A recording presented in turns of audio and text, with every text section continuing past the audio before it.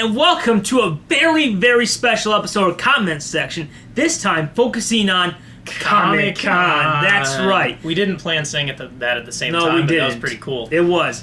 Now, Comic-Con, which we found out a lot of announcements this time, and Comic-Con, you know, it used to start out as kind of like the smaller comic show, but now is turned into what I call a celebration of the art of storytelling.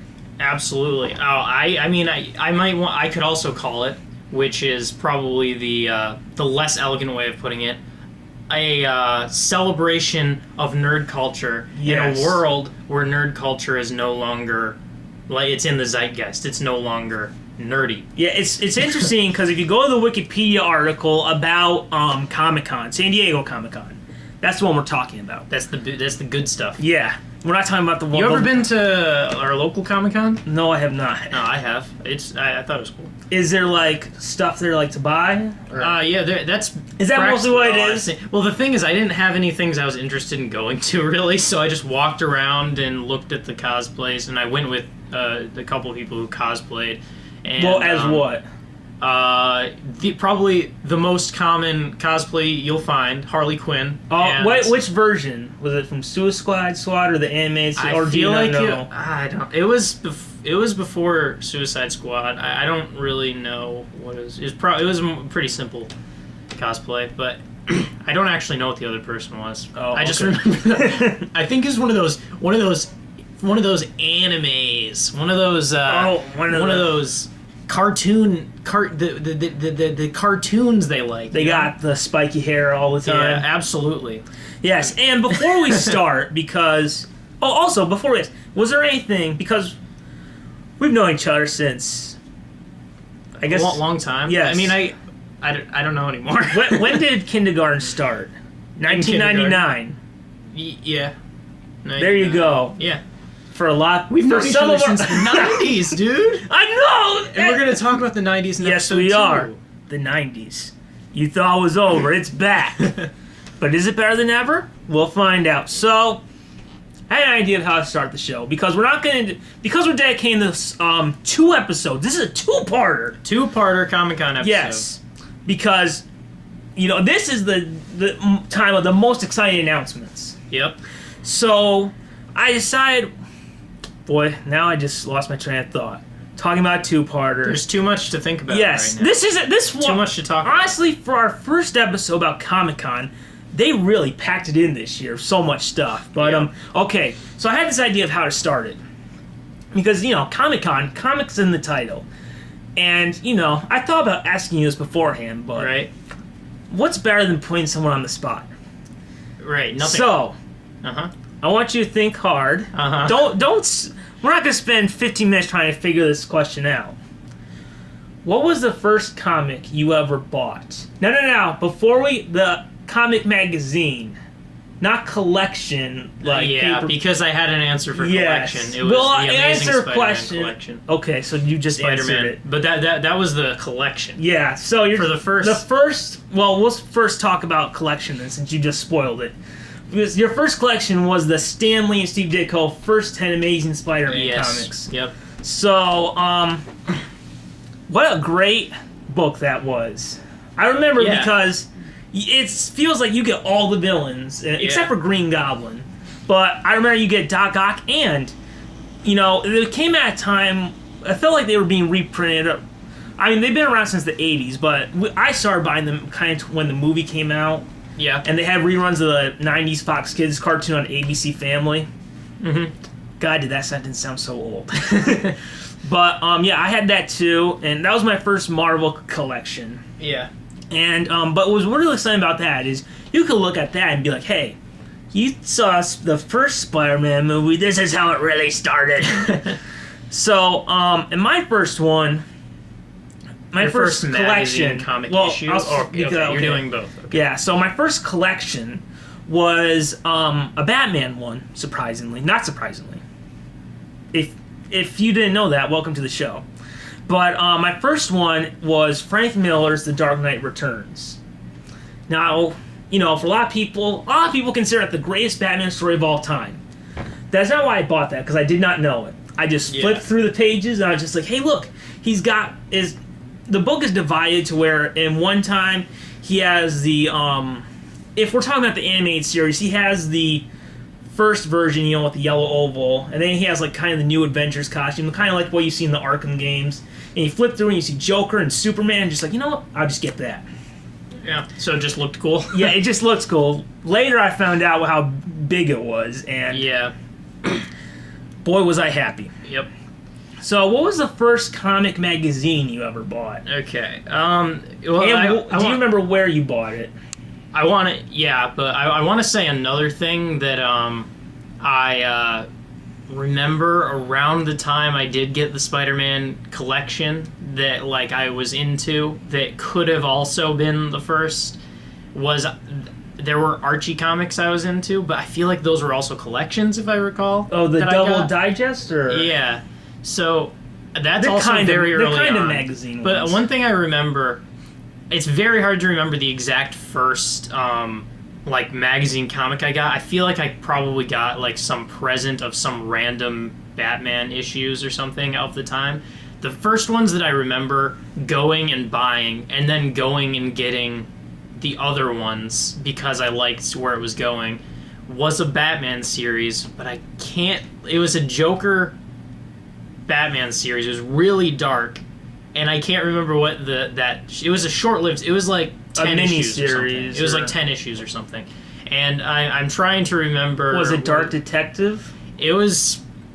All right. So what was your first... My first... I'll tell my first DC, my first Marvel, and I remember what years they were from. So I looked this up this morning, what years they were from. So the first comic I ever bought was called World's Finest number 4 from July 1999. Yes, I got it from the grocery store, off the newsstand in July 1999. Nice. So, it's also the only comic I have where the cover is missing. Oh, really? Yeah, and because I lost... I guess I had it and I didn't really think about it, and I found it again in 2001, and that's what got me back into buying it. Right. So, for those of you who don't know, World's Finest was the original title for a Superman-Batman team-up comic, and this was a mini-series which, in the story, I guess at that point in the comics, the story is that Batman and Superman have been active for 10 years. So it's a 10-issue mini-series, and each issue is a different year. So this issue 4 took place 7 years ago. And I remember like the costume looks very much like the Tim Burton costume that Michael Keaton wore. He's got the long ears and the yellow oval. And, young me, because we all have these stupid thoughts when we're young. So young me thought there was a moment where they were kind of like breaking the fourth wall. Because I'm just reading it, and Batman is looking at a computer screen, and he tells Alfred, someone's been watching Superman. Kind of like with binoculars. I thought he meant someone was watching Superman's TV show, and he was really mad about that. And, yeah, I remember there's a part of the plot is about how Dick Grayson, who's Robin, has like a school play, and Alfred's trying to convince Bruce to go, but Bruce doesn't really want to kind of be a parent, and it ends with him saying, Alfred, you have a ticket to Dick's play. But there's this great scene where in Metropolis there's a fire, and Superman's going to save this family. There's a mom and her 2 kids. So Superman saves the mom and one of the kids. And one of the kids is like still in the fire and coughing, and gets swooped up. He's like, thanks, Superman. He looks, and his Batman just freaks out. And another one, I had my first Marvel one, because I found it in 2001. So I decided to get Spider-Man, because some people talk about Marvel versus DC bias. This grocery store, all Marvel, no DC. Wow, that's a bias. I mean, it had little spinner racks. So, yeah. And on the top it had like Superman, Spider-Man, Archie, and I think like Donald Duck or something. Yeah. You know who makes really good comics today? Just a little shout out. Image Comics has some good stuff right now. I haven't read a lot of Image. I'll get to it a bit in one of my. I mostly just read DC now. Yeah. I'll buy old Marvel, but I don't really keep up with Marvel. Although, Spider-Man 2.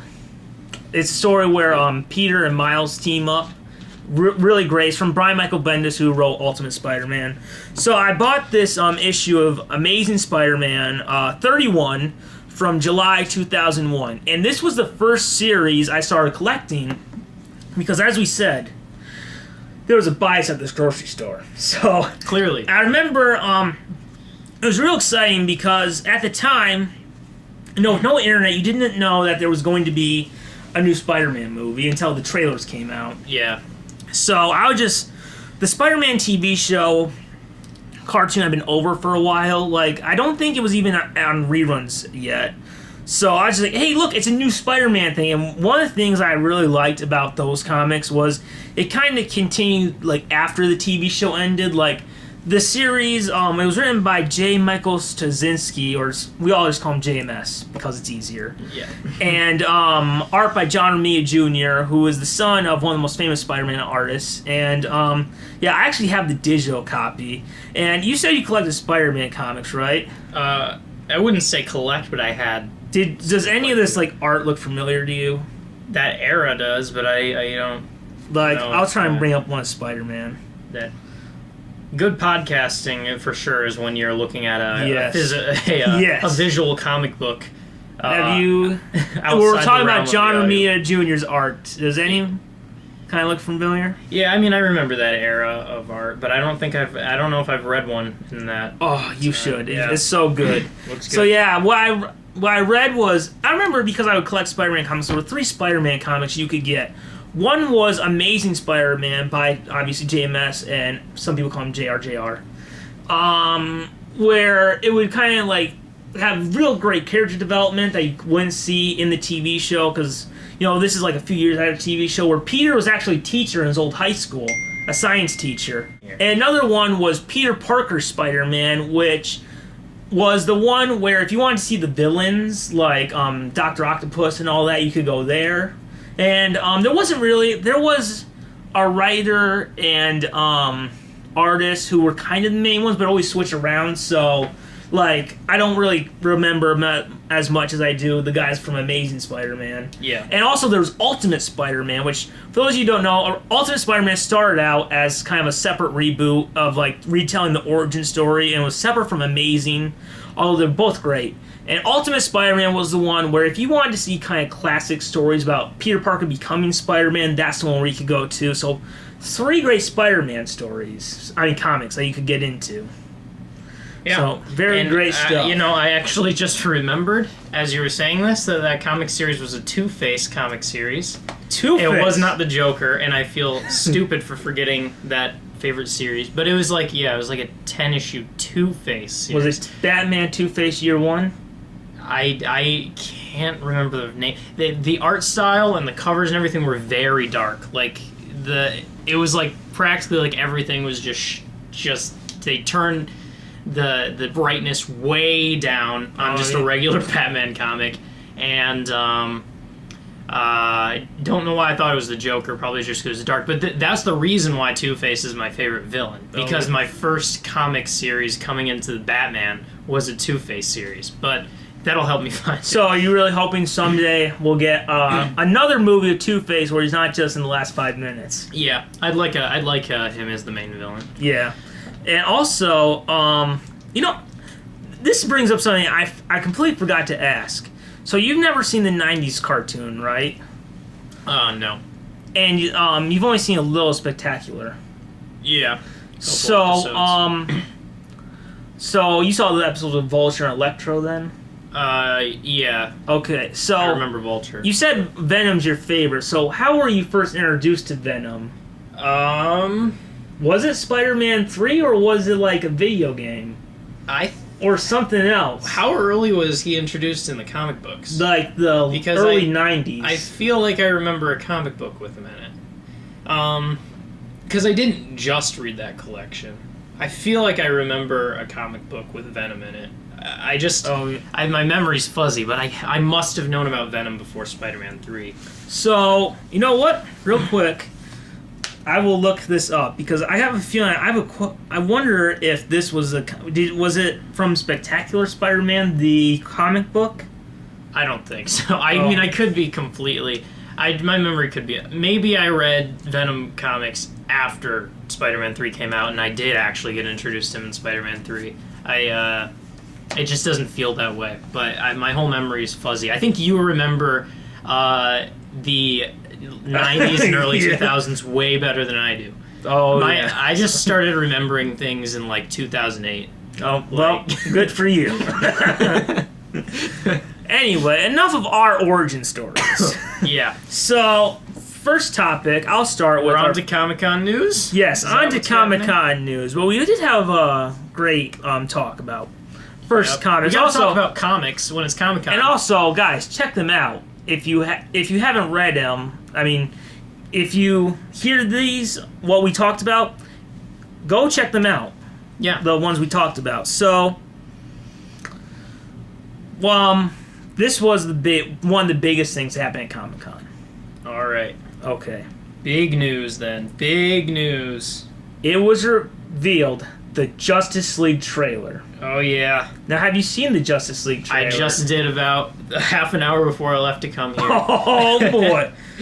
So, yeah, we got a new trailer, which this one's actually 4 minutes. Yeah. That was nice, because, a lot's riding on Justice League. Although, not as much as we might have thought, because I don't know what you know about kind of the upcoming moves they've announced, but we'll get there, guys. Yeah. There's we'll get there. Probably, the biggest thing is something they announced that a few people are talking about, but this Justice League trailer... I think I know two. All right. But yeah, I guess we'll get into that. The Yes, Justice League trailer. The Justice League trailer. Now, remember, there was a lot of Gal Gadot as Wonder Woman, which, that's what you want to show, because that movie... she's had a really busy year this year. Yeah. I don't know how... I can imagine. She was in Wonder Woman and Justice League. Coming out this year. Wow. And also, Ben Affleck continues to show that he is one of the best Batman actors we've ever had. Yeah, looking good. Yep, and we also had Ezra Miller as the Flash. Yeah, I saw a lot of him in that yeah, trailer. I remember, a lot of people are, there's some people disappointed that it's not Grant Gustin from the TV show. Look, I'll be honest. A part of me does wish that teaming up with Gal Gadot and Ben Affleck was Grant Gustin and Tyler Hoechlin who's Superman and Supergirl. I kind of wish they had been in there, but it looks like Ezra Miller is going to do a great job. It felt like his Flash is kind of a nice combination of the Grant Gustin TV show plus the version you saw from the Justice League cartoon from the 2000s. And here's probably my favorite part from the trailer is when Batman, Wonder Woman, Flash and Cyborg are talking to Commissioner Gordon, and Gordon turns around and he sees they're all gone except for the Flash. Yeah, and he's just they just vanished. That was rude. That was the most memorable part from the trailer to me. It's interesting. The Flash might be one of the superheroes, period, that I know the least about. I've never read a Flash comic or seen, I just don't know anything about him, basically. Oh. So this is my introduction to the Flash. So to me, I'm like, you didn't watch the Justice League cartoon? Not really. No. Oh, okay. You were more Teen Titans? Oh yeah, okay. Definitely, definitely. That was my show. But yeah. So I was thinking, is this what the Flash is like? Is he a jokester kind of guy? I really don't know. This is the jokiness is a lot like what you see from the Justice League cartoon. Yeah. When he's by himself, he can't really be that kind of comic relief as much. Yeah. But if you ever see the Justice League cartoon, that's a lot of his personality. Okay. And he also has some really good comedy in the current TV show. And the Flash TV show from the 90s was actually really different. It was a lot like if you took the Flash and did the style and tone of the first Tim Burton movie. Yeah. Yeah, so that Flash was a little darker, but yeah, this one, if you're ever curious, the Justice League cartoon, Flash is just like that. So okay. I mean, that sounds good. And really, we've always had our trinity of Superman, Batman, and Wonder Woman. But thanks to the Flash TV show, Flash has really kind of become that not member, but he's right under them now. almost essential. Almost. I've been told that many times. Yeah. Not really. I've been told I'm much below essential. Honestly, yeah, Flash is probably the fourth biggest one right now of the DC characters, thanks to that great TV show, and people are real excited to have Batman, Superman. We'll get into that later. About so we have people are excited because obviously Batman's always popular, but recently you had the Arkham games, and the direct-to-video movies.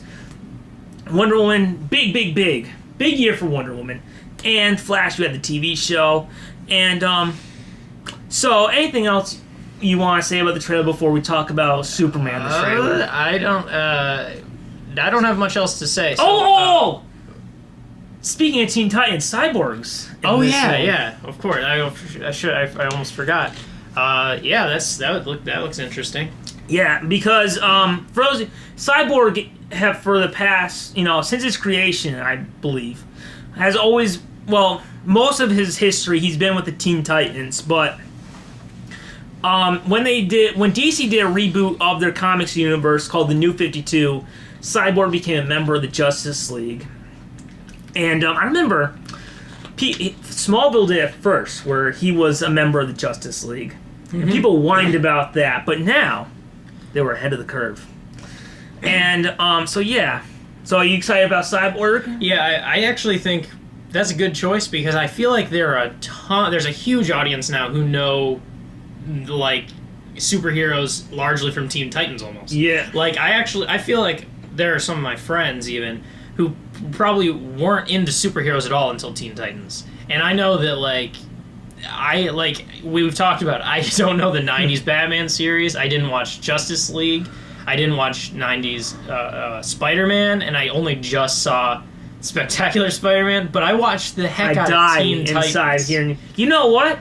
It's the opposite for me. I didn't get it until Teen Titans until 3 years ago, and I've only seen season 1. I have season 2 on DVD. Yeah, but I still need to watch it. I think part of the thing is, I think the time frame that show played and being on Cartoon Network really helped. Just the time it played and on Cartoon Network, because I know there are obviously other superhero shows on the network, but it just seemed like right around it didn't play, if I recall correctly, in a playlist with other superhero shows. It was just the other it was on Cartoon Network, right? Yeah. Okay. Good. And it was also on Kids WB. Yeah, because once again, dating ourselves.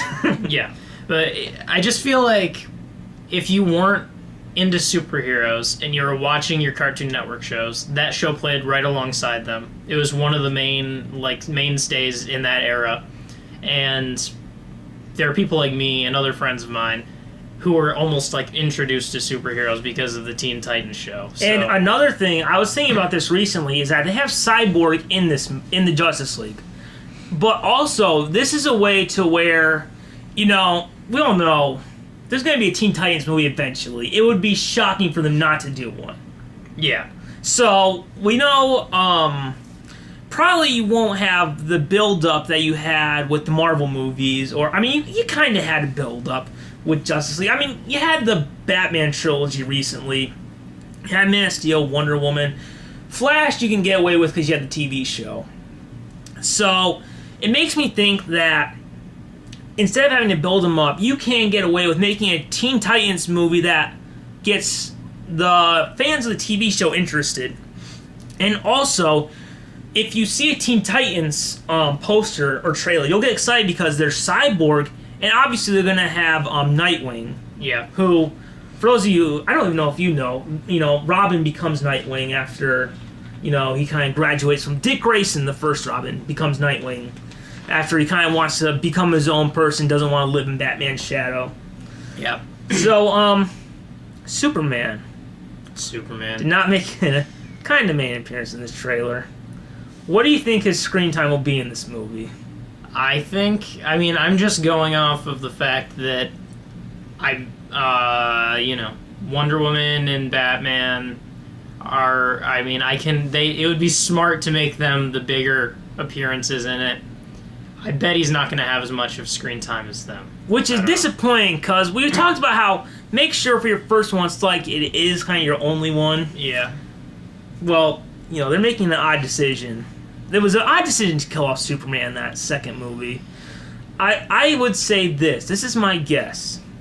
I'm guessing that Superman will have as much screen time as the Hulk did in the Battle of New York for Avengers. And maybe he'll have... I think not as Bruce Banner, just as Hulk out.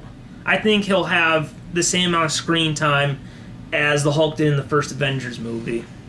Okay. Because I think, how kind of Hulk had that first Hulk out on the shield hanger? Vaguely. Well, I think that's when you'll find out he's alive. And then we won't see him. I think you'll have one scene where you find out he's alive, and then later he'll come back for the final battle. Yeah, so he's just like a short battle appearance kind of thing. Yeah. Yup. I mean, at the same time, though, I don't know how much I care. I mean, I would prefer to see Batman and Wonder Woman and Cyborg and Flash. Superman is like one of the big ones, and I get it because look, Henry Cavill's Superman, not his performance, just the writing of the character doesn't work for a lot of people. It doesn't work for me. I thought the Superman parts were the worst part of Batman versus Superman. Yeah. So, yeah, Justice League. Oh, this trailer does look really good, and a lot of people are kind of wondering about it after Man of Steel and BVS, but you have Zack Snyder and Joss Whedon directing. Think about it this way. This is like the most positive way I can think about this. You have Zack Snyder directing parts of this movie, so the fans of the current DC movie universe will be excited because he obviously did something to make them fans in the first place, and we also have Joss Whedon doing it. Now, when I say this, I don't mean to be rude or anything, or to bash Marvel, because I love Marvel. He took a group of unknown characters that nobody cared about and made the biggest superhero movie of all time. Yeah. Like, think about it. Except for Hulk, no one cared about those characters. I mean, you obviously had your solo movies, but no one ever thought putting those... Remember, Marvel had those because no other studio wanted them. So he put them all together, and he made the biggest one of all time so far. Yeah. I mean, that's pretty amazing. Yeah, exactly. Yeah. So, if Marvel had all the rights, you'd think they probably would have had to put Spider-Man and Wolverine in there, but no. They took these unknown characters and made them big. And now, Iron Man's a big character, Captain America's a big character, Hulk is back. Yep. So, there we go with the Justice League trailer. I'm really excited about it. This is my most hyped movie of the year. And yep. Yeah. That's pretty cool. So, let's talk about the Infinity War trailer. Oh, wait. It never came. Oh, okay, so I actually don't know about this. Was there supposed to be a trailer coming? There was a trailer played at Comic-Con, but Marvel didn't release it. Oh. I was real excited because you had the Avengers plus the Guardians of the Galaxy plus Spider-Man. Yeah.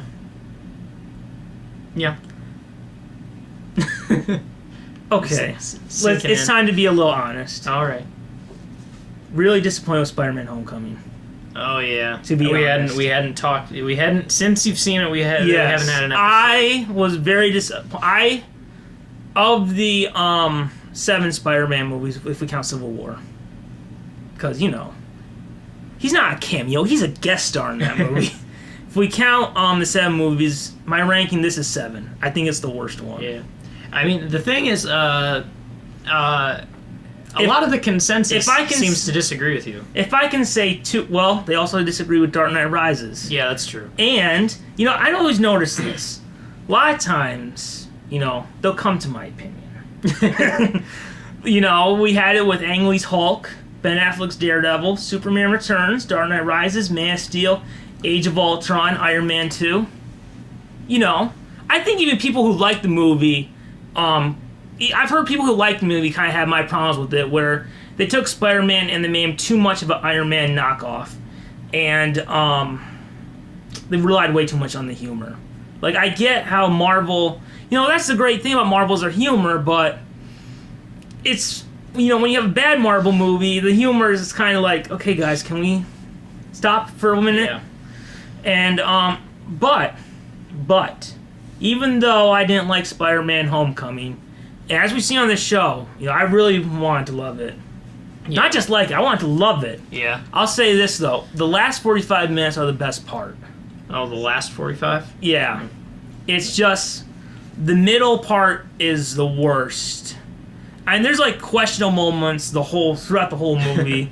But it ends where the worst parts are the parts you're getting in the sequel. Oh, really? Yeah.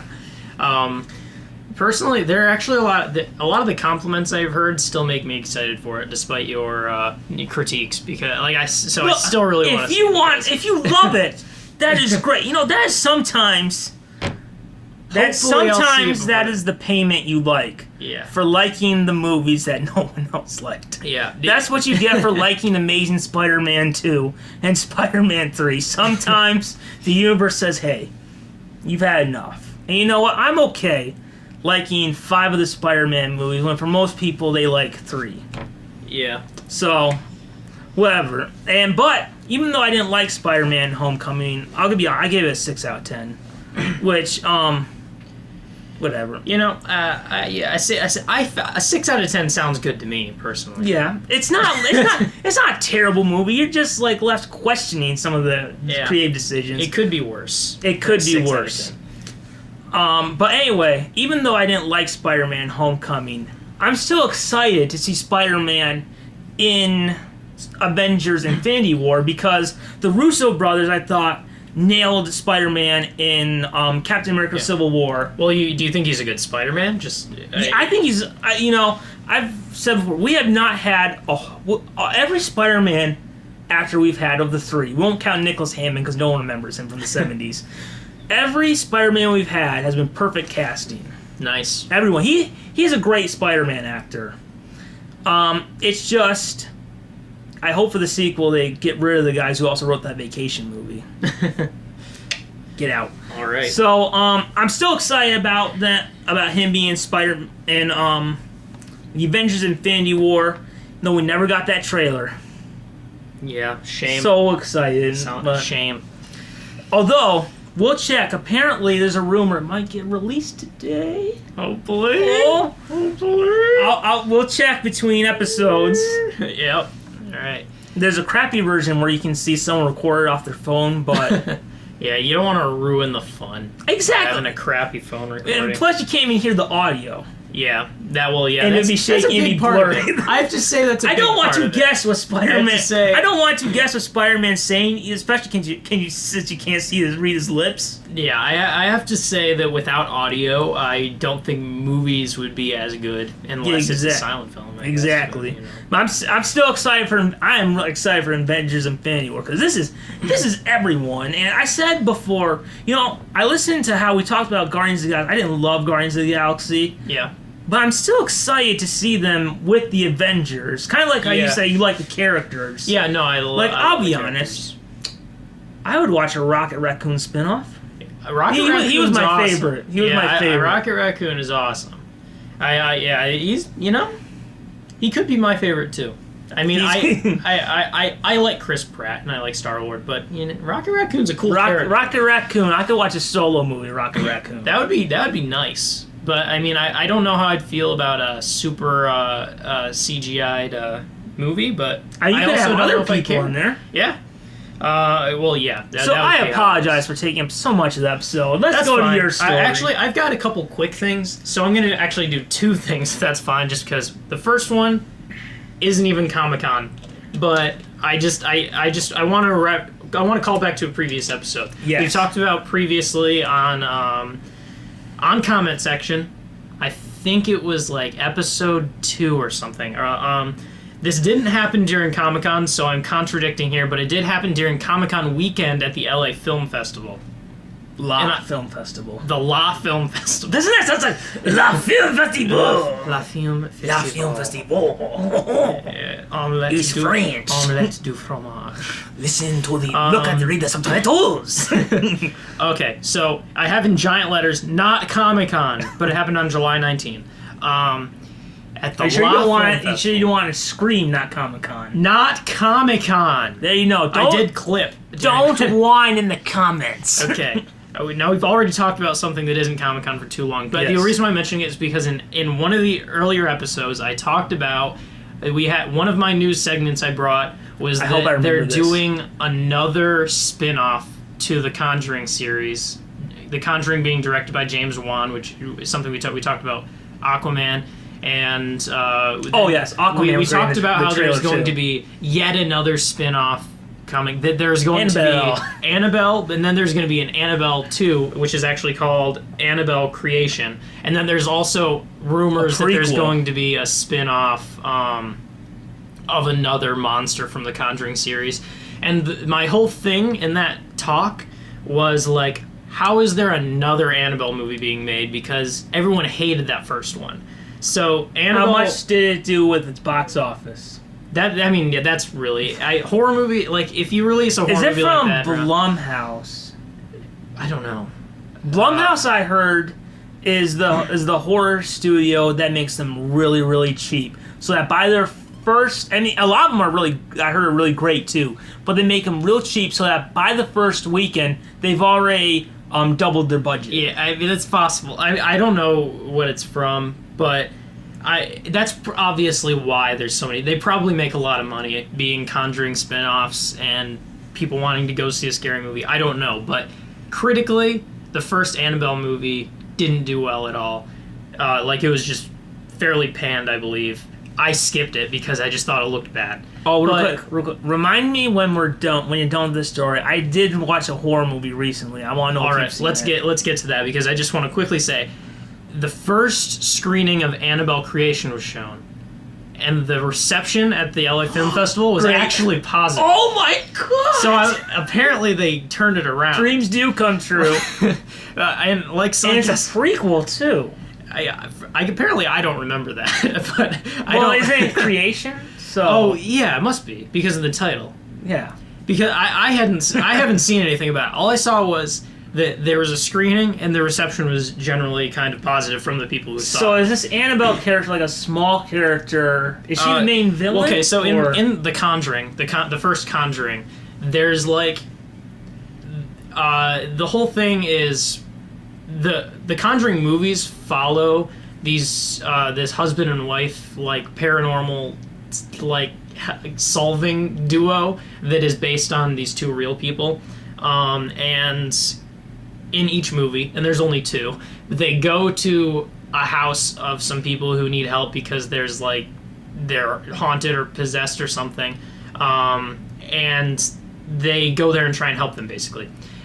In the first one, there's sort of a short 5 to 10 minute pre-movie thing showing a different case that they were involved with. It's just unrelated to the rest of them. Well, it's related, but it's not the same plot as the rest of the movie. Yeah. Where there's this doll that is possessed named Annabelle. And I think the reason why they do that in the first movie is to show that the two, that husband and wife duo have a room in their house where they keep all of the spooky possessed things that they took away from the other people's house. So they have a room full of once possessed things. They just keep in this room. So I think that was kind of a way to show here's where they keep all the possessed stuff, because they showed this scenario and then they have Annabelle in that room. So I think a lot of people were like, that was only a 5 to 10 minute thing, and it was actually one of the scariest parts of that whole movie, and one of the most interesting parts of that whole movie is the short thing that had to do with Annabelle before it. So I think that's why they did a spin-off. Oh. So with Annabelle Creation, probably they wanted to see how that doll came to be. Apparently, it wasn't explained in the first one, in the first Annabelle, which I hadn't seen. But that's what it has to do with. I forgot why I was. Oh, you were just asking about Annabelle. Oh yeah, and then you said that you saw a horror. Yes, movie. I did. Okay. I don't know if you've seen. Have you ever seen The Visit? Oh, is M. that Night Shyamalan? Yeah, I've seen that. I've seen that. The reason why I ended up watching it because I normally wouldn't watch an M. Night Shyamalan movie because of his reputation. I'd never watched one, but I've seen The Sixth Sense, about him, and it's good. And I've seen a couple of the other ones, and they're not as good. Big shocker. That's what people tend to say. Yes. All went down after some. Apparently, it all went down after a Time magazine. After 3 movies called him the next Spielberg, and then it went down. Oh, it went down. Really? He was an artist. I don't even remember. Did he have a movie besides Sixth Sense that was considered good? There's like 3 he did. I don't know what ones they are, but I know there's Signs, but I don't think people like that one. I don't know. And that might be one of them. I don't remember. I heard there's 3 and then it went down, and now he's come back with his last 2. Oh yeah, because the Visit I remember seeing because it had much better reviews than a typical M. Night Shyamalan movie. But how'd you feel about it? Yeah, I liked it. Oh really? Okay. Because I also thought it was pretty good. Yeah. I just thought like the thing that was kind of like jarring to me that I was kind of confused about is some of the acting seemed bad at times, but then I was like, I think it might be on purpose. Sometimes the kids are playing. Yeah, I know. Camera. Like that's what I was kind of confused. Like the kids, it was like I can't tell if this is bad or not. But at the end, I ended up thinking it was pretty good. Yeah. So. Did you know that? Spoiler alert. Whatever. It's 2 years. You should. If you haven't watched it, you don't care. Yeah. Did you know that they killed the grandparents? Did you have a guess about that? I'm pretty bad at picking up on stuff, so I don't think I did. I was a little bit gullible, I guess. I thought because they hadn't seen the grandparents in a long time that they were the actual grandparents, but they had been to the mental institution. Oh, that's what I thought. Oh yeah.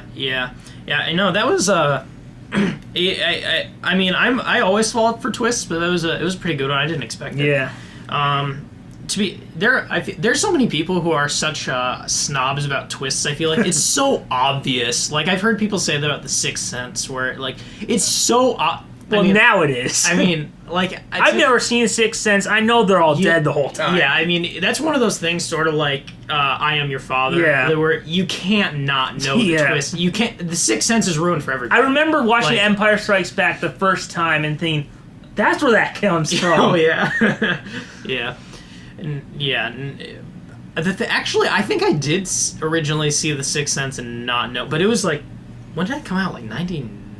I think so. It's late 90s. I saw it when I was pretty young. It was probably the first, like, what do you want, psychological thriller, or whatever you want to call it, that I'd ever seen. And I mean, as a kid, especially not being able to pick up on little clues, I was like, oh my god! Mind blown! But yeah. That talked about that a little longer than I expected. So you watched it when you were 6? No, it was a little later. You didn't, I was probably like 10. You didn't turn to your parents like, Mom, they're actually... Have we been dead this whole time? Honestly, the only part I remember scaring me is there's this part where like a hand like grabs someone under the bed, and that like I remember that freaking me out. There's another quick thing. This is Comic-Con related, and I wanted to do 2 things so I actually say a Comic-Con related thing. Because I was surprised how hard it is to find actual comic news that comes from a Comic-Con. So I just wanted to shout out comic-related Comic-Con news that did actually say that 3 times fast, kids. I mentioned earlier that Image Comics is... I hope this comes from Image Comics because I... should have done better research. We'll see. But anyway, there is a the Eisner Awards for comics. That's Will Eisner happened, and I just wanted to shout out tons of awards going. I was hoping there would be a series I was actually really familiar with, but the only one that I'm even slightly familiar with was Saga, which I just wanted to shout out. It's a great series. They got Best Writer, Best Continuing Series, Best Cover Artist. Might have gotten some others. So that's some actual comic news. So you keep up regularly with Image, or? You said Image, right? I don't keep up. Okay. I like a lot of their series. Have you read anything recent from DC or Marvel? Not recently. That's what I was gonna. My question on this topic was going to be what comics do you currently keep up? Well, I'm glad because I have my go-tos that I go to. There's Superman / Action Comics. I basically, whenever I go to the comic store, I try to make sure I grab like a bundle of my favorite characters. So Superman / Action Comics, Batman or Detective Comics. I get the Flash, Green Arrow, Justice League, Batman Beyond, Titans, which is the one that has Nightwing, Kid Flash, Arsenal, who is Green Arrow's sidekick that you've all seen from Arrow, hopefully. Donna Troy, who is Wonder Woman's sidekick, Aqualad, and those are the main seven. Seven. I try to keep up with. Those are the main ones. From Marvel, not that much anymore.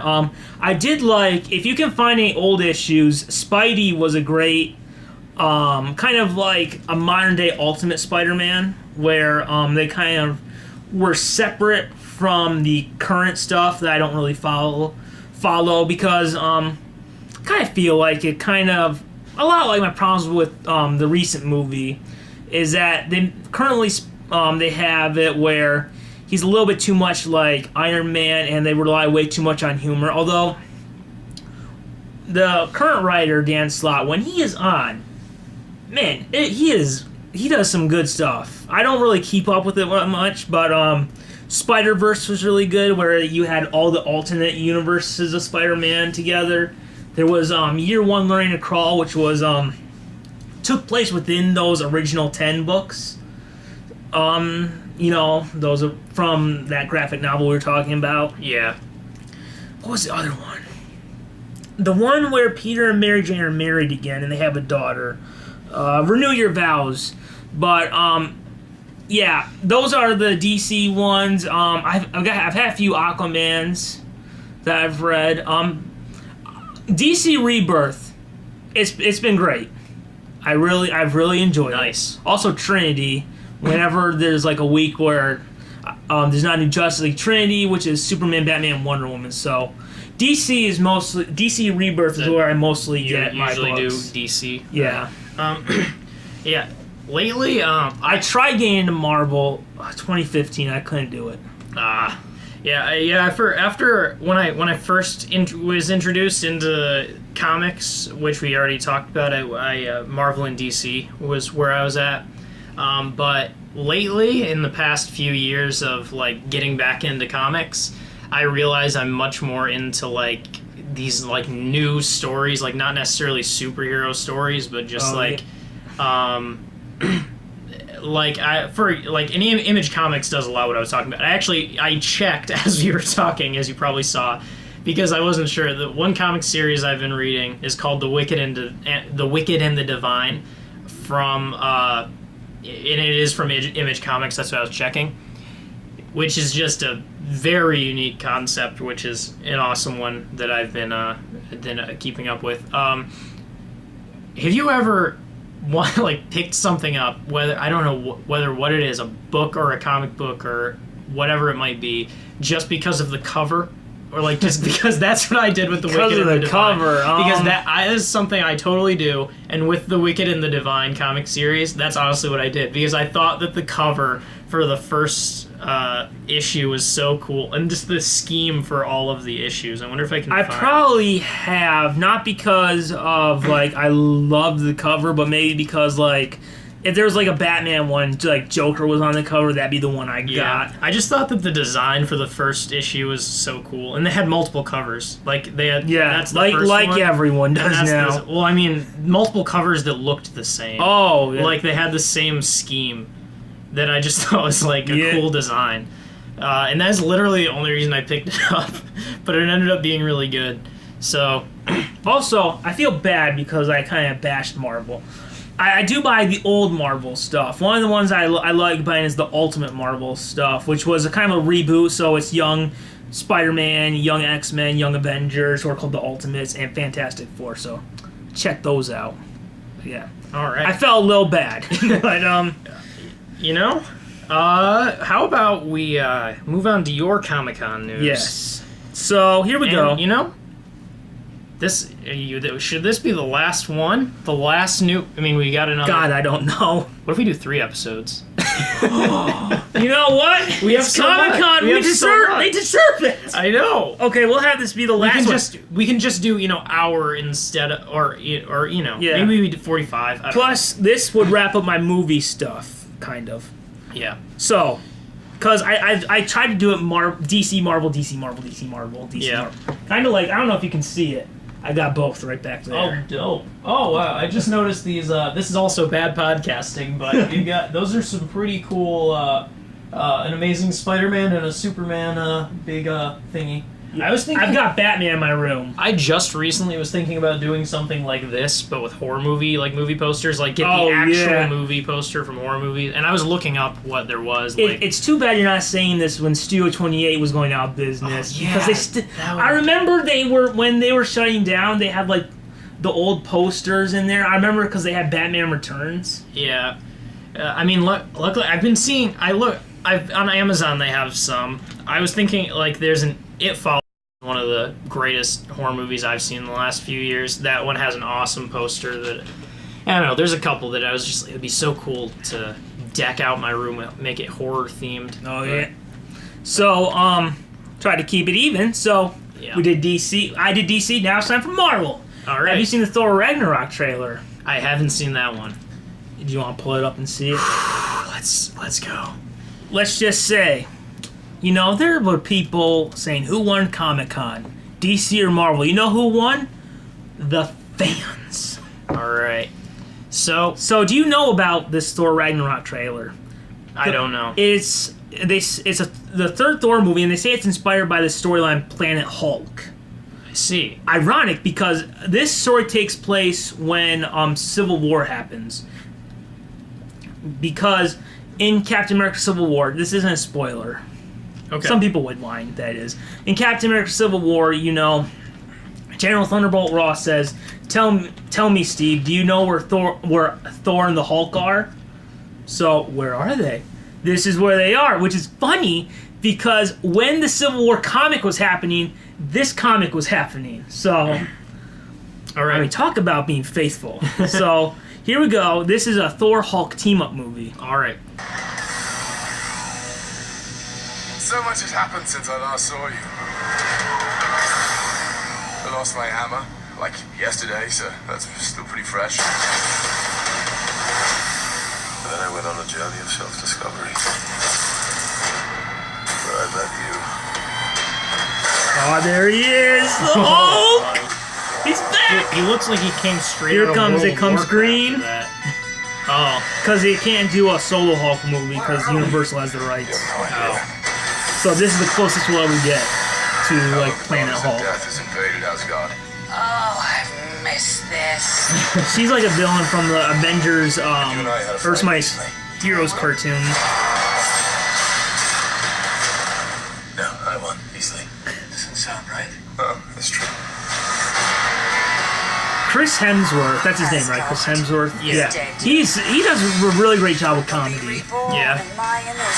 He's like a modern-day Adam West. Yeah, he doesn't deliver it too like in a over-the-top cheesy way. Yeah, it looks like he's playing it straight, but yeah, he's being funny. So I'm putting together a team. Like the old days. Surprise! Oh, he's back! Loki's back! Hello. Hi. Oh, yeah. Hulk versus... Was that Jeff Goldblum? Was that the Collector? No, I don't know. I'm not a queen or a monster. I'm the goddess of death. What were you the god of again?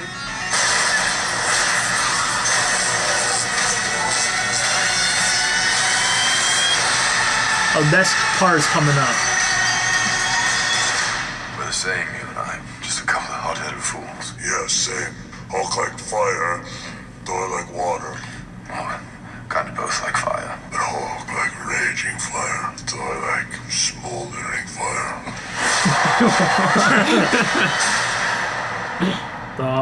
I guess it comes out before Justice League. Okay, what was that? Jeff Goldblum? Did I just see it? Like, did I see a? Are you talking about someone who? No. Okay, wait. I thought was like the collector. That's Jeff Goldblum. He's in this movie. Oh my! Do you know Jeff Goldblum? He is. You know, he's the best. He sounds familiar. You know, he's from Jurassic Park. Okay. So, for a minute, I thought you were talking about the guy from Daddy Daycare. No. Or what's that show he's on now? I don't know. It's that one. Is. You know what I'm talking about. The one set in the '80s. Ooh. But yeah, that's not who you're talking about. No, I'm talking about Jeff Goldblum, who is a blessing to this earth. Apparently, to make you stop it, and I'd be like, Jeff Goldblum. Well, that's the number one thing that made me excited about Thor Ragnarok. Did you know this before, or I didn't know anything about Thor Ragnarok. I didn't know anything. So you didn't know the Hulk is in here? No. See, it's funny because in the third Captain America movie, who was I most excited to see? Spider-Man. Third Thor, who am I most excited to see? The Hulk. It's never who it's about. It never is. But man, this is exciting because obviously, we all know, Marvel was going bankrupt, so they sold the rights off. So Hulk went to Universal, and this is the only way we'll kind of have the closest we can ever get to a solo Hulk movie. And you know what? When you put together Thor and Hulk, it can either be really good or really bad. This looks really good. I have to say, like, if you just said like there's gonna be a Thor movie, it has the Hulk in it, I would be like, there's so many other movies that I have yet to watch, but after seeing that trailer, that looks really good. Like, yeah, it looks like they've done, like, the humor is really great in here. Yeah. So I'm excited for, and I feel a little ripped off. I felt a little ripped off this year.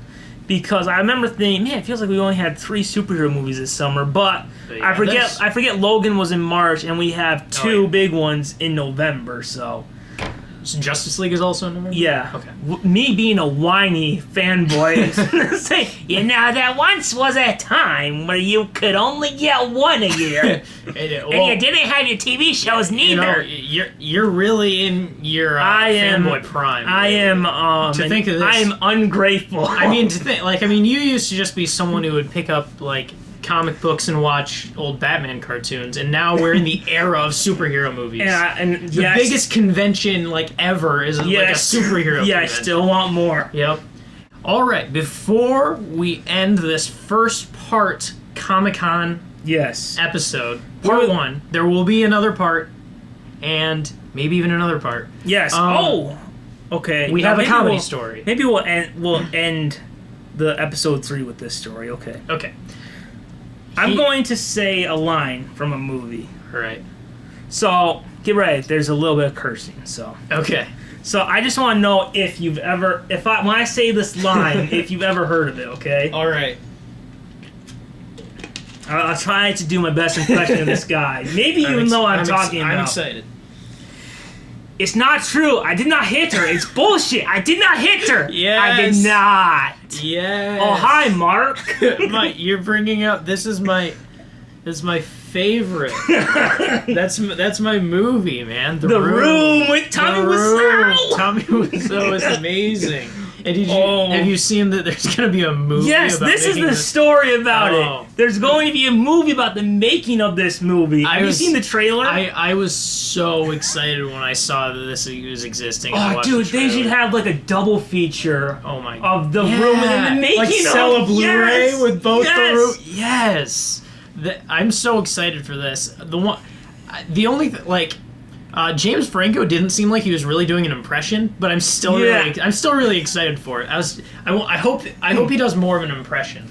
Yeah. I hope more of the movie is like him actually. And it looks like they're not just bashing on this guy. It sounds like they're trying to it sounds like the movie is about also how look, one of the worst One could say, well, have you actually seen all of the Room? I have watched the whole movie. I have too. You? It's amazing. Like, the thing was, I've never sat there and watched like one of these famous, like, I know there's Troll 2, there's Birdemic, a couple other really famous bad movies. Planet Battlefield Earth. Yeah. And The Dark Knight Rises. No, yes. No. But this is the first time I sat there and watched like a famously bad movie all the way through, and it was just fun. It was so much fun. That is the thing. There's so many classic things in it that, like, because there's all the classic lines like, "You're tearing me apart, Lisa." What are you, chicken? Chip, chip, chip, chip. Oh yeah, there's that. Because I actually hadn't heard that one before, and I couldn't. I was like, "There's so much gold in this that people aren't even tapping into." That's the thing, though. It's like you have some bad movies where you're just like, "Oh, when is this over?" Like Transformers 2. This is a different thing. This is like you have fun watching this. This is, I mean, like, really, like, I now, and if you haven't seen like a couple of these other ones too, I really want to actually properly watch Troll 2 now, the other famously bad one. Is there Troll 1? That's the funny part. That's part of it. There isn't a Troll 1. It's Troll man. 2.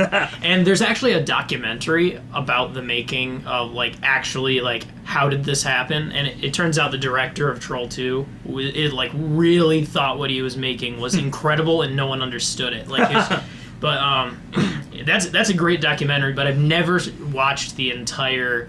I don't know if you've ever seen, almost as famous as like these the quotes from The Room. The most famous from Troll 2 is probably, "They're eating her, and now they're..." Whoops.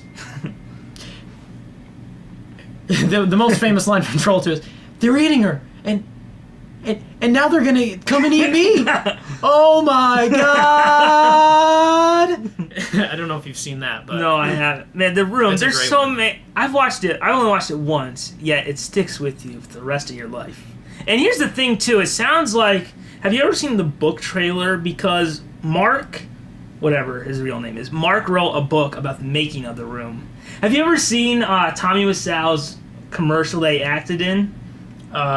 He's like in the Shakespeare. He's like, to be or not to be. Oh, that is the question. That sounds amazing. You haven't seen it? No, it's on YouTube. Did you see that he's in a new movie as well? No, I did not. That I have seen. There's a trailer for a movie. Also, before we, we're about to go off topic, but Yeah. one of the things that looks like, because Mark talked about how, him and Tommy kind of became friends. So it sounds like the movie, well, it's like it's falling apart, but it's a little bit like the fun of movie making and kind of like how they became friends. You ever seen that? This is it.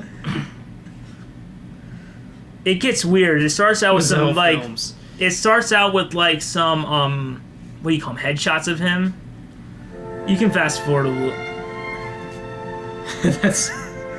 Why does it just start? No, wait. Here it comes. Okay. To be or not to be? That is the question. That's it. To be a street fashion. What? Did you just cut off his... Be there for Levi's jeans. The best prices, the best quality, and the best selection of Levi's jeans anywhere. Be who you want to be in Levi's jeans from Street Fashions. To be or not to be? Who do you want to be? That's...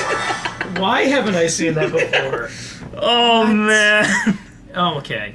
Well, after falling... We haven't even mentioned the words rabbit hole this episode. We have. That's what we just did. We did because it. That's a great... I mean, as much as I could talk about Tommy Wiseau... How did you find out about The Room? Because I might have found out from a different way than you. I probably found out from a YouTube rabbit hole that I fell down. Well, I found out because, when was it? I started getting... So, I don't know why. I got into Futurama late, and it was on Adult Swim. Yeah. So I looked up like the history of Adult Swim for some reason. And on April Fool's Day, they used to play that movie. Oh, really? Yeah, and that's how I found out about it. And Okay. if you haven't seen The Room, probably not a good idea to watch it alone. But did you watch it with other people? I started watching with someone and then I left. They actually just had to go, but I thought that was really funny. It was like, now I'm stuck watching The Room Alone. And Did it's you just hear as that? impressive. Like in the movie, they play it all the time at a theater in Los Angeles, and people will throw spoons at the screen. At this amazing movie? Yes, because apparently there's like a lot of shots of spoons Oh. in there, and also one of my favorite lines is when they're just, like ganging up on Denny. He's just like, what kind of drugs are you taking? You're not my mother. Oh god. Every line in that movie is a classic. Danny, if everybody loved each other, the world would be a better place. Oh my gosh. Oh, that's a great rabbit hole. What a wonderful way to end this. I mean, Part it kind of one. came out the same week as Comic-Con, so Yeah. this isn't like old news. We're not like talking about something else. Someday, I have like a list of things I want to check off for for our last story each episode. One day we'll get to this one from 2008, but All right. But yeah, okay, we're going to have to leave it at that for this part 1 of our Comic-Con series of episodes. So, with that being said, tune in the following week for another Comic-Con episode, a follow-up, more Comic-Con.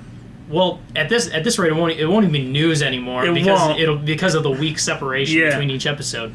But every single time, we encourage you to listen and keep falling down that rabbit hole. Keep falling down. Keep falling down It's that rabbit great. hole. And that's it. No need for a parachute.